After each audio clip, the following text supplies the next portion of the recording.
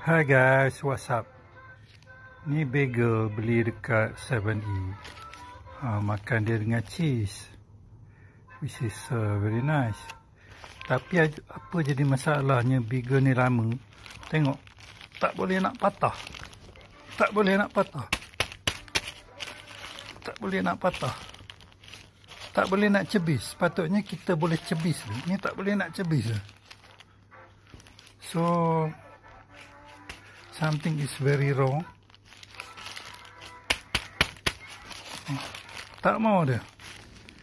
So 7E, this is a failure, big failure. Dan ini second time. Itu hari dia tak pulang duit saya. So tak tahulah apa nak jadi dengan management 7E ya. Ini kerah balik anjing pun mampu anjingnya.